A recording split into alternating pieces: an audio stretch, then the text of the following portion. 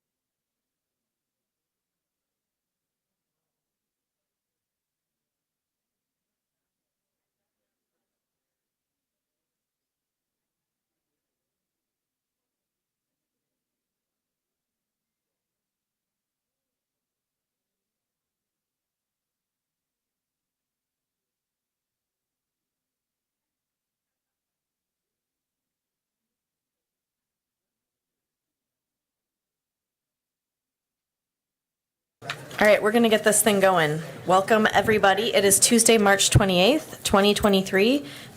It is 6:32 p.m., and you are at a Wausau City Council meeting. Welcome. Thank you for being here, everyone. The first item on our agenda is the Pledge of Allegiance. Please join me.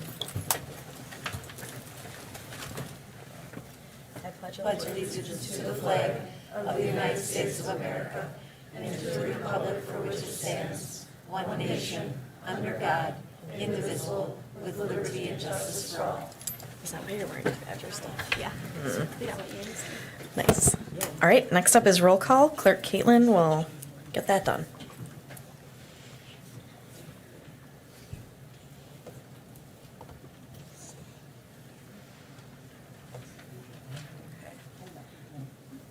We have 11 voting members present. All right, thank you, everyone. All right, proclamations. I don't have any for you, although we have made some proclamations.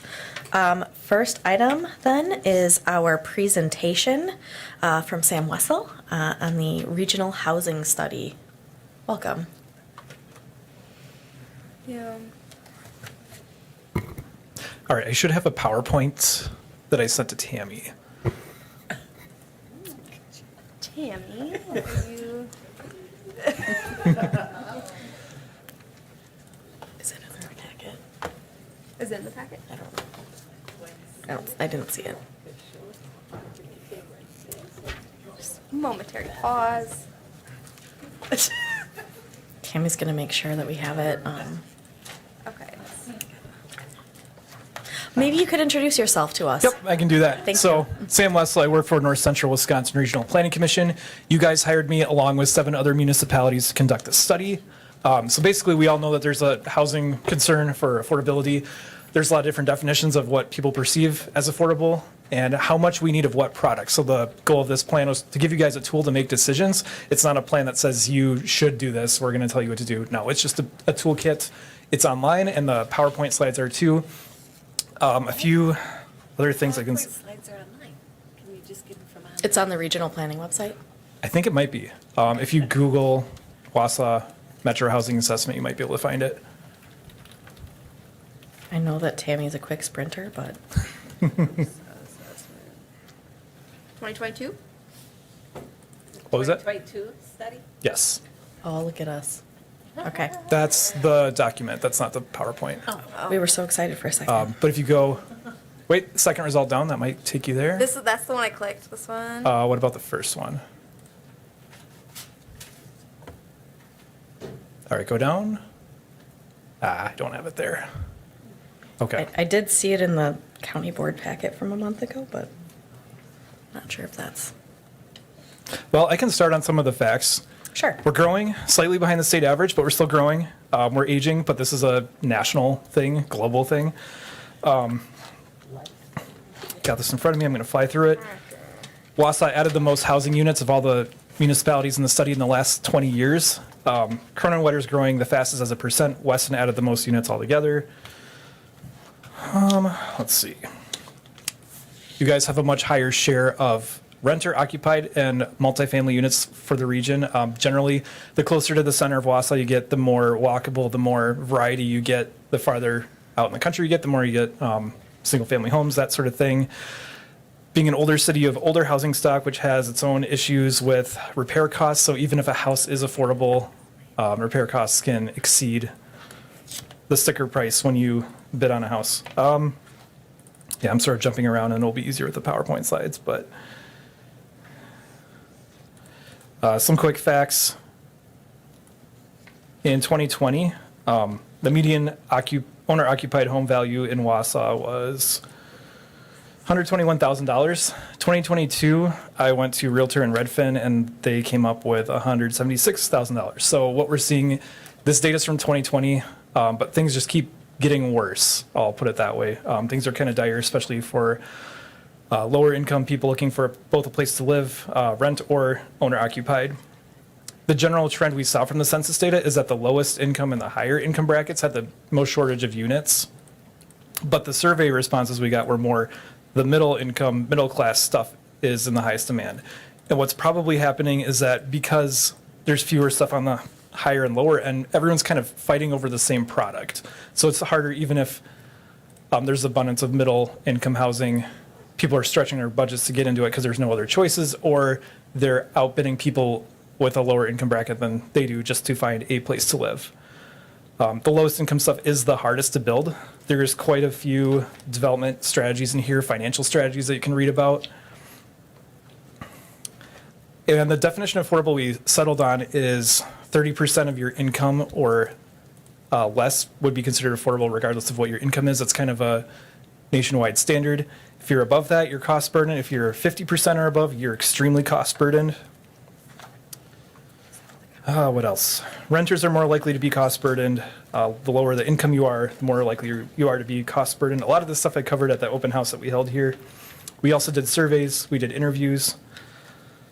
Some of the survey results, over and over, a few realtors we talked to said that 3-bedroom, 2-bath is the highest in demand, sort of that typical middle-class house. But apartments are also very high in demand. Rents have gone up across the board because, inflation, taxes, labor, all the things that impact. Is this my PowerPoint? We stole it from the county board packet. I'm assuming it's the Perfect. same one. All right. Okay, thank you. You just let us know where you want to be. Yeah. Go to the next slide. I already did that. Yeah, keep going. Yeah, we're growing. Keep going. This is all the stuff I kind of covered. Big picture stuff with demographics. And yeah, keep going. Let's get to the really cool stuff. Go up one, actually. So you guys are proactive. You got a new zoning code a few years back. A lot of the challenges with larger lot size and minimum square footage requirements, that drives costs up. Excessive parking drives costs up, but you guys have gotten rid of some of that stuff. For example, my first house was built in 1950, and it was 800 square feet, and I can't even build that in my neighborhood out in Weston right now because the zoning doesn't allow it. So that's an example of how zoning can drive up housing costs, and that we're several decades in to not really building homes that small like we used to. So that's making it difficult for people to find starter homes. Things that help, your various zoning districts that allow for a different, more of a variety of housing types, using infill, redevelopment, that sort of thing. Go to the next slide, please. This is the template we used to decide, what was 30% of people's income, so we could line up the census figures to get a sense of how many housing units are affordable to which incomes. This has shifted a little bit with interest rates going up, but it's pretty much the same. Keep going. These next several slides, here's where you can visually see the shortage at the high end and at the low end. Anything in a red box is where there are fewer units than there are incomes. So if you want to keep scrolling down, one after another, You've got owner occupied, then renter occupied, and keep going. You've got all housing units together. It's hard to tell from the data who wants to rent and who wants to own, who is in the opposite category, but this is the best we can do. Workforce housing, this is people between ages 25 and 64. So when you're attracting people to fill jobs, this shows you what is available to that demographic. Keep going. Seniors, obviously there's far more units than there are seniors, but they are having to compete with everyone else for the same products. Keep going. And new homes are generally larger than what people want, but existing homes are generally smaller than what people want when you look at national survey preferences. Keep going, next slide. Projected demand regionally, it's about 4,500 units through 2040. The bulk of that is within the next 5 to 10 years. So you've got some figures here. These are from the Wisconsin Department of Administration projections. I toned them down a little because we didn't quite hit what they projected we would be in 2020. And even with that, we're still looking at a lot of units. And you can look individually by community, but ultimately any units that get built benefit the whole region because we're so far behind. Next slide. Next slide. Yeah, these are some of the things people shop for. More people actually want 2 bedrooms than 4 bedrooms, which I think is a shift in the past decade or so. Household sizes are smaller. Single families and then rentals that are affordable are the most in-demand products, but that doesn't mean that the stuff like townhomes, twin homes, duplexes, condos isn't also important because you might not be able to immediately jump from an apartment to a single family home, but that in between allows you to maybe build some equity and save up for that forever home. Next slide. Here's the preferences. Most of the responses fell in those categories on the top, but the single most popular category was on the bottom. Again, that's a very middle class product, which is kind of the opposite of what the census data showed. Keep going. People like these features. People aren't that as interested. The ones who responded weren't as interested in custom high-end stuff, just more pragmatic stuff. Keep going. A lot of people want to downsize. A lot of people want to upsize. Yeah, realtors basically, it's hard to find starter homes, but we also need higher end stuff. This area doesn't have as many studios, townhomes, condos as maybe some comparably sized metros do. And then both from realtors and the survey respondents, a lot of people are looking for ADA accessible stuff. More people are moving in from out of state. That could continue because we're an attractive place to live, and other places are getting floods, wildfires, water shortages, you name it. More people are staying in their house and remodeling, which kind of limits turnover. But if you have your low mortgage rate from the last couple of years, you're unlikely to move soon because you got a lower payment than what you'd be moving into. Keep going. Some developers are doing more 1 and 3 bedroom units. Those who can't find a house tend to go for the 3 bedrooms, and those who used to get 2 bedrooms, now that rent's gone up, are moving back down to a 1 bedroom. They've done a ton of cost cutting to keep costs low. A lot of their feedback was that when municipalities and the public aren't all on the same page, it delays stuff, and developers lose money or the project gets derailed. So it's good to plan ahead and have an expectation that both developers and the public can agree on beforehand, and then ultimately the savings get passed on to whoever's renting or buying the product. Keep going. A lot of the low-income housing is in rough shape, and when it does get fixed up, then the rent tends to go up, making it less affordable. So those lowest income units are the most challenging to not only build new, but also keep affordable. The good news is that the more that we build new construction, that increases turnover and frees up more of the existing stuff, which tends to be more affordable.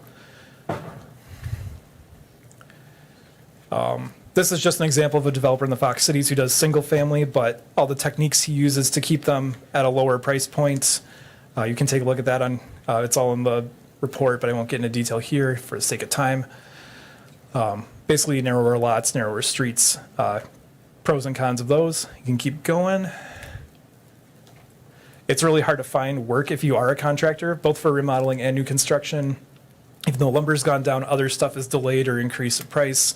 Land is expensive, infrastructure is expensive. Prior to 2008, cities were more willing to partner to help finance infrastructure, but then once municipal budgets got tightened up, developers have been more on their own in the last couple decades, which is why there's been such a slowdown in building.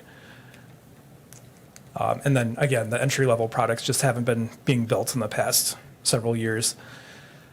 Cost reduction strategies, there's a whole buffet of programs that I put into this program. They can be creatively mixed. Some are more feasible than others from a financial or a capacity standpoint. And more keep rolling out with like bipartisan infrastructure law, Inflation Reduction Act. We're learning as we go. And here's kind of just a list of those programs. I would go into detail, but it would take quite a bit of time since there's so many different things, but you can feel free to contact me if you have questions on them. There's different kinds of TIF, and TIF is evolving. State laws keep evolving. Different housing groups are lobbying to make it easier to build more affordable housing. So staying abreast of what grant programs, what financial tools, and what state laws are out there is essential to more easily identify what can be done to get stuff built. Merrill actually used a pay-as-you-go TIF, which is, it doesn't involve a loan, I don't think. It's more of a, you get a lump sum payment as each phase comes through with the project. And they built very simple, I think just 2-bedroom, 2-story apartment buildings that they desperately needed. And it was just a little bit of financing to get the roads put in. And then Edgar actually, they found that their land in their industrial park wasn't graded properly for industrial uses. So they just RFP'd it and are doing kind of a mix of single family and multifamily. In Tomahawk and I think Merrill, there's 2 sites that are advertised free land if you build, senior housing units, affordable housing units. You guys have done a lot of stuff, which I included, so good job. Keep going. So yeah, basically, to sum it up, housing of all types is needed. It's harder than ever to build stuff affordably. So, my encouragement is that as stuff gets proposed, especially if it doesn't need financial assistance, keep an open mind and don't be too picky since it's desperately needed. You guys already have amended your zoning and subdivision stuff to enable more variety of housing types, so that's a good thing there. And then, work with your developers, agencies, nonprofits, talk to developers. This has been done a lot for Wausau specifically. And then also helping educate residents of, what's in the plans, what are different strategies you can use to find the housing you need.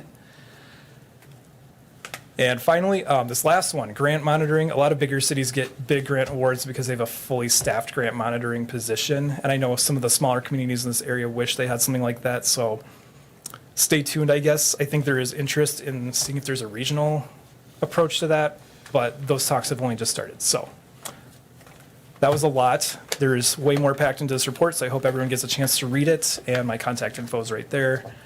So let me know if you need anything else from me. Sure. Are there any questions by this body? We'll make sure that you get a copy of it and it will be in the minutes. But any comments, questions? Do you have a question? I guess my question is, it feels like conventional wisdom is talking to us a lot about the missing middle, and it feels like you focused more on those kind of outliers on the outside. So is that based? I mean, you said housing of all kind, but Yeah, so the data told us those, 2 extremes. Yeah. A lot of the feedback too was low income stuff is really hard to find, hard to qualify for, which is the hardest to build new without lots of subsidies and assistance. Survey responses did focus more on the middle income housing. So what do you do when the 2 different sources of data kind of conflict each other?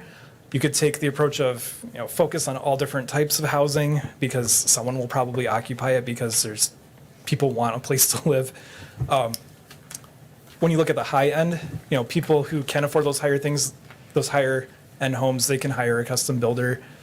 So you might want to focus more on the middle stuff because if someone can't get into their dream home right away, well, at least they can occupy a more mid-sized product while they're waiting for that. So it's just kind of, cool. All right. Yeah. I've got some comments lined up here. Alder Gisselman. Yes, thank you. I know it was in your report, but that housing affordability report that you made reference to, you state that the report with regard to Wausau on page 32, you state that the report recommends continuing to work with area agencies to promote affordable housing and reduce homelessness. Can you speak? I know that there's been some literature lately with regard to the connection between affordable housing, the lack of, or maybe the lack of with regard to homelessness. Any thoughts or any, are you able to speak to that a little bit? yeah, you can do an entire report on that topic alone, which was the challenge with this, trying to cover all the bases. So that was a report, the housing affordability report, that was a report that the city produced to meet a state statute requirement. But yeah, generally everything's hardest for the lowest income, not only because there's few choices, but also qualifying for it, rents going up relative to your income. There's a whole lot of challenges that higher incomes don't have to face. So I don't know what specifically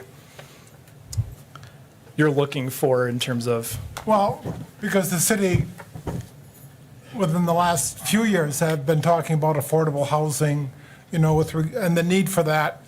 And then when I saw I've seen some other literature, I think, just lately in some magazines with regard to those cities that provide that not a lot, but substantial affordable housing. The homelessness is drastically reduced because of the ability, and I was just wondering how you were seeing that, and I saw your report and I was just inquiring about that, as how that, if there is indeed a correlation that is showing up in the literature, I'm not sure. Yeah, essentially, I guess I could sum it up as supply versus demand. When there's not enough of those units to go around, rent goes up, people can no longer afford to live there, and there's a lot of controversy too over,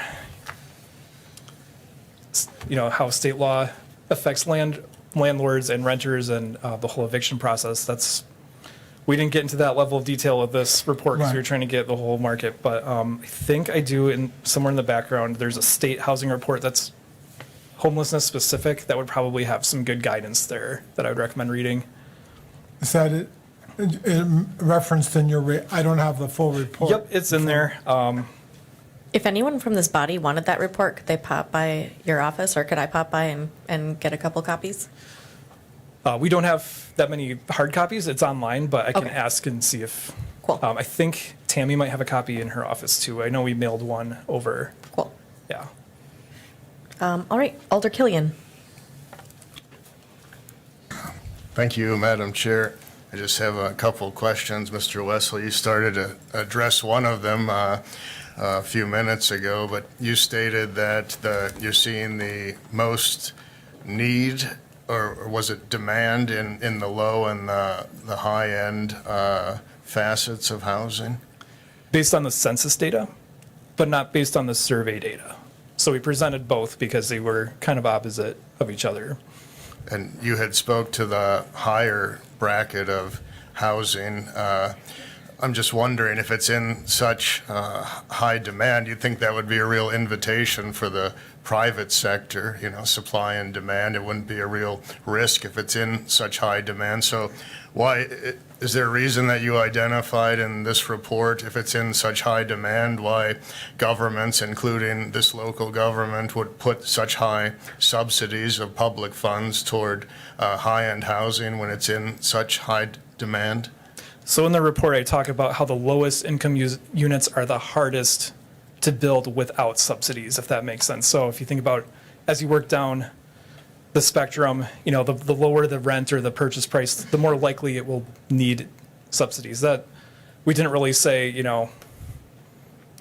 you should use this for this product or not. This is just generally the continuum that these lie on, if that makes sense. It makes perfect sense, and I think that's logical that subsidies should be geared toward the lower end, but we've seen kind of an inverse with public funds in Wausau. And the second question would be, and I brought this up at an ED committee, and it could be in the report, that we're kind of dealing with an ecosystem with a local economy. It's not siloed, right? You've got housing, transportation, all of it's a network of sorts. And I've read some studies that there's a causal relationship between housing prices and surrounding retail and dining. Essentially, if someone has, certain levels of income, disposable income, discretionary income, that by putting higher end housing in certain areas, you tend to see a ripple effect with surrounding dining and retail, kind of creating a gated community where the gate is finances. Are you aware, is that in the report anywhere, or what are your thoughts on that? So it sounds to me like you're kind of getting at kind of gentrification and those sort of concerns. I didn't really get into that as much in the report. I focused more on, yes, there's demand for low-income housing. A lot of times, though, developers who are able to build a project in a timeline, the margins are different. So oftentimes the middle or higher end stuff will be proposed instead of the lower end stuff. If you think of LIHTC, that's a competitive program that lower income units rely on, but it's competitive. So a developer might not get awarded it from the state. So there's all sorts of reasons why, what is needed isn't always what can be built immediately, if that makes sense. It does. Thank you very much. Thank you. Alder Denny. Thank you, Mayor. And I look forward to getting a little deeper into some of your suggestions in the report. And you had some suggestions listed there, and one that jumped out at me was that twin homes, duplexes are rare in this area. And you also made a statement that on that page, don't be too picky. But there seems to be in this town or the city a stigma against that type of thing, against the duplexes. We've had some brought to this body, and either the neighborhood or this body shot it down. How do you get over that stigma of accepting these projects when we see them, we get them reported, everybody agrees, and we've agreed for years this is what we need to do, but we never seem to be able to get over that not in my backyard situation, and that happens a lot here. Yeah, that's a challenge. And by rare, I want to elaborate that rare relative to other metro areas our size. Obviously, we still do have some of those products. One thing I heard from one person, this is just one opinion, is that when you do like a master planned, big subdivision or redevelopment area or whatever, if people know ahead of time what the unit mix is going to be, it's generally has less resistance than, it's unfortunate, but it is less feasible to do infill in an established neighborhood because there is more of that resistance. So I don't know if that helps, but it is one of those hard things. So when you're talking about education, I think this is a really good question. Are you seeing places where that educational component is really well received and done well that we could emulate? I should look into that. That's a great Okay. question because, I can't think of like a specific community off the top of my head, but education can be everything from, Tammy sitting down one-on-one with someone, helping them find something they need, versus some event where you're educating the public on like, hey, this is what we're trying to do. But yeah, Thanks. great topic to investigate. Alder Rasmussen. Thank you. So with regard to the study that was complete, it's kind of a point-in-time snapshot of where we're at, like what we see happening in the region. It would certainly be my hope that within a couple years that we would revisit the same effort and see if programs that we have rolled out already, initiatives as they start to take flight, make the impact we want to see them make, because this body has invested a very large amount of ARPA dollars into this low-income housing initiative to the tune of opening up approximately 100 units. So the landmark just opened. That was more units. As 700 Grand and West Side Battery start to take flight, assuming they get their WIDA credits, that opens up a whole new realm of low-income rentals. So it takes time for those things to get built, but, if the schedule stays as planned, we would hope by the end of 2025 that we would have an awful lot more affordable units than we have today. And so I think it's important for us to measure that impact, like did the money we spend get the results that we expected? And, what is the fill rate on that stuff? So I would hope that we would not just take this report and put it on a shelf because we know where we're at now. But, I would certainly hope that we would undertake the same regional effort in a couple years and then compare those two metrics. Yeah, and one thing you can do is within your own municipality, I did this for another community when I worked there, was look at the building permit data, and there's like a building permit value on it, and you can kind of estimate roughly what income bracket it would fall into once it's finally built. That value is going to be lower than the sale price, but there are ways to track internally too. Okay, these are the numbers from this year. How much has it changed since then? And Sure. that can be done. Go up to Bill's office, and he'll probably find a way to help you Okay. out. Yep, thank you. Thank you. I don't see any more questions in the queue, so thank you very much, Sam. Thanks, everyone. Good luck. All right, next up, we have pre-registered citizens for matters appearing on the agenda. Just a quick note, you are at a city council meeting. I realize it's 7 o'clock. We're going to finish this meeting and then we'll get to the committee of the whole. You'll know we're at the committee of the whole when President McElhaney is chairing. All right, first person I have is Sandra Couch.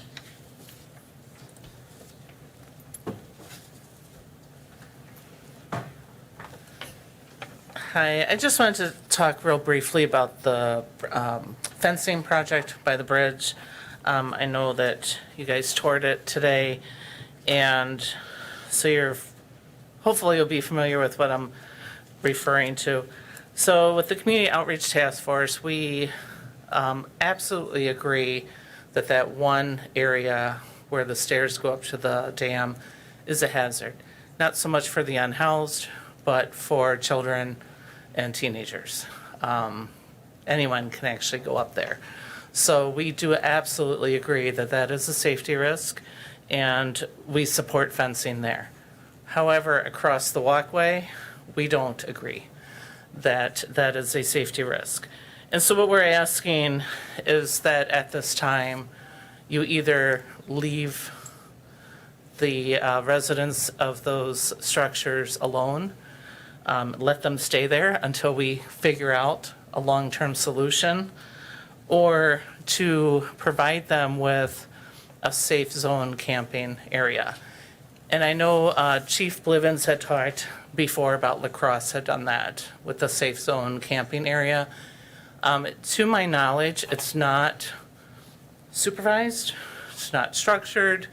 When we were down talking with the unhoused residents there, and I brought up the safe zone camping area, several of them had said, if we can govern it, if we can have rules, because they don't want to live with a lot of hoarding and trash and fights and that kind of thing. And so if it's done right, it's a perfect short-term solution, not a long-term solution, but a short-term solution to give them a place to go. Everybody can take a breath. Then we can focus really on long-term solutions to eliminate homelessness in Wausau. So I'm just asking that you consider that if you remove them, they need a place to go. And if we keep moving them and they find their own place to go, it's never going to be the right place. And then we're going to move them and they're going to find another place to go. And we're going to be continuously playing this game. And I just think that, again, either A, leave them alone, or B, give them a place to go for a short-term solution. I'm not suggesting that that be the solution. Thank you. Thank you. Next up, I have Amanda Ledecky.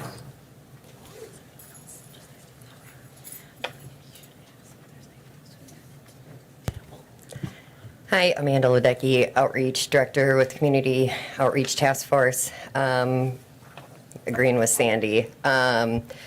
Unfortunately, we've seen a spike of people being evicted. We have new clients coming down to the bus, so as we're talking about trying to figure out where they need to go, on our end of it, we're watching more people come in and look at us and ask where they can go. It's becoming hard, and you know, I guess with the housing that we just listened to, it was interesting. I've actually had like 4 or 5 phone calls this last week about people, and application fees is a huge issue where people are literally spending their last dollar. And I know agencies do have funds toward it, but we had a time where we didn't have funds, and they're still having issues on being able to take the little money they do have and try and get a place. I know there's more people that are going to be coming down to the bus, and we're talking couples, pregnant women, people with kids, and we keep kind of going through this same circle. So like Sandy said, I think we need to find a solution we can all kind of agree upon. It might not be the best ideal thing, but we got to kind of figure out somewhere to start, because we just keep moving them. And honestly, I think they're all going to move downtown. And we know that, I won't get into it, but the mall where the mall was, I know, there's plans, and it's not going to work out good if we have a lot of drama going on downtown. We're housing some, and the rest are sitting outside looking at the big new building. So that's it. I'm babbling. Have a good night. Thank you. That's all I have signed up for public comment at City Council. But if you've signed up for the Committee of the Whole, you're signed up, so don't worry. All right, next up, I have had a request to remove the minutes and vote on them separately, but otherwise, we're looking at our consent agenda for file number 230309 through file number 920623. Looks like I have a motion by Alder Watson and a second by Alder Denny. Is there any discussion? I'm not seeing any. You may begin voting.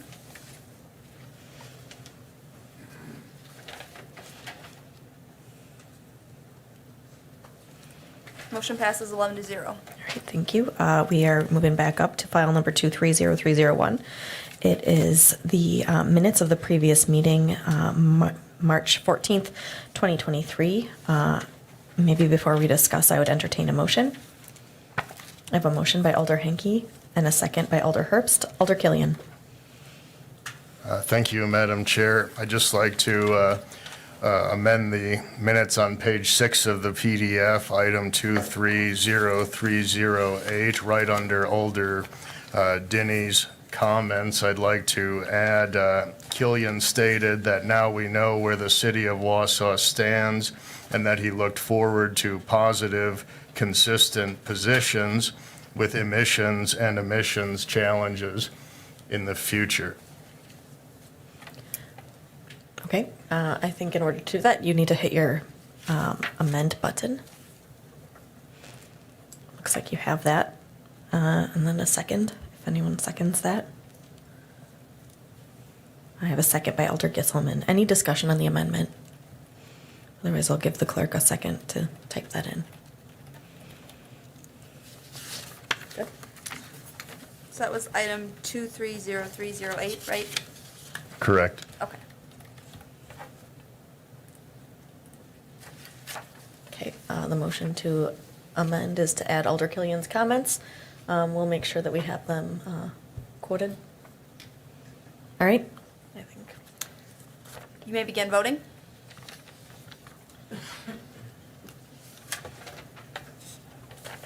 Motion passes 10 to 1. All right. Thank you. We are now, I don't have any appointments, so we won't be. Oh, all right, we're going to vote on that motion as amended. Any discussion? Oh, is there any discussion? I didn't think there was any. Okay. You may begin voting.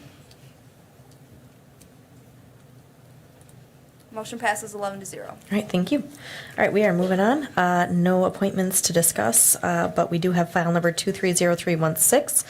It's a joint resolution from the Airport Committee and the Finance Committee proceeding with city-owned hangar number 3 door replacement project as sponsor-only funded project administered by Wisconsin Bureau of Aeronautics with 90% of the project cost to be reimbursed with bipartisan infrastructure law funding in 2023, contingent on assurance from BOA prior to bid advertising that BIL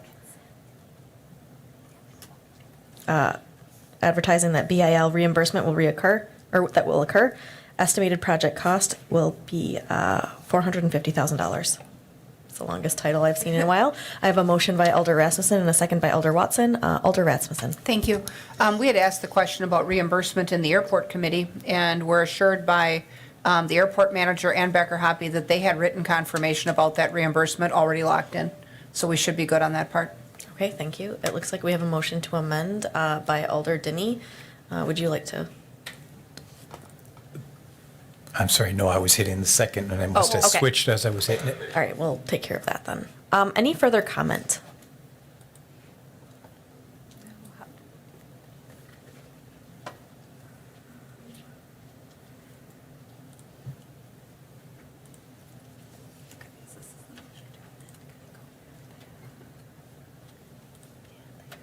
Okay, that's right. I just think that away. Hello? Okay. Okay, we're ready to vote, unless there's any comment.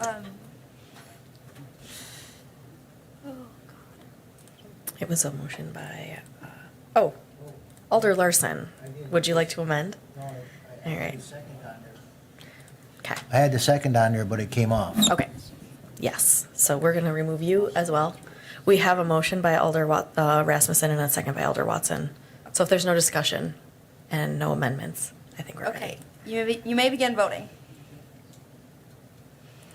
Motion passes 11-0. All right, thank you, everyone. All right, we are on to file number 230313. It's an ordinance from the SISM Committee, amending section 10.20.080A, designating no parking on the south side of Sherman Street between South 3rd Avenue and South 4th Avenue. Looks like we have a motion by Alder Henke and a second by Alder Lukens. Is there any discussion? I don't see anyone requesting to speak. You may begin voting.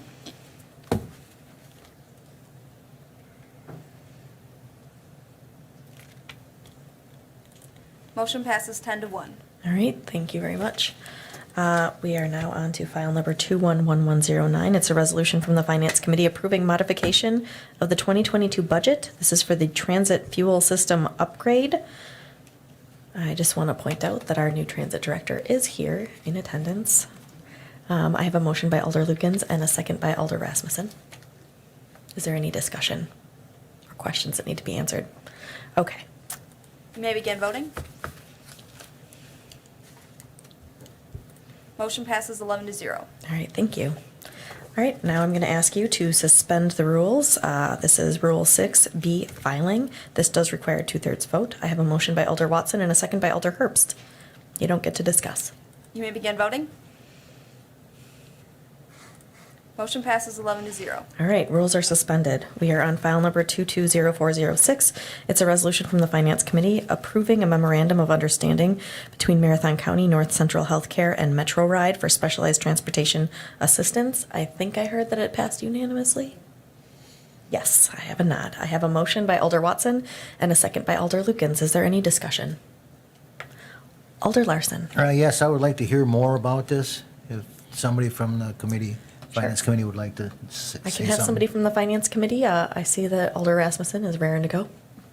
Well, I don't know about raring to go, but this is a longstanding contract that we have with Marathon County and North Central Healthcare where they, under contract, provide non-emergency medical transportation. They've always done that. So it's a renewal of an existing arrangement, and they do it for a fee. Sufficient? Good. Any other comments or questions? I'm not seeing any. You may begin voting. Motion passes 11-0. All right, thank you. We are now on to file number 130519. It's a resolution approving the First Amendment to the development agreement between the City of Wausau and Wisconsin College Baseball LLC. This is the Wausau Woodchucks Athletic Park Phase 4 renovations. I'm going to go ahead and allow the city attorney to say some things first. Just want to note that because the resolution and the amendment is actually in the packet, nothing there was withheld at all. We needed to agendize that as an open item, and you're certainly welcome to discuss and vote on that in open session.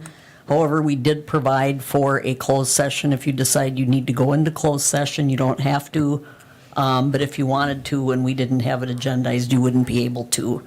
So if you think you have any questions or you have any concerns that you'd need legal advice upon, you may want to vote to go into closed session. Otherwise, I'm comfortable with you acting on this in open session. All right, so it looks like we have a motion by Alder Denny and a second by Alder Herbst. Is there any discussion? I'm not seeing anybody that wants to discuss. You may begin voting.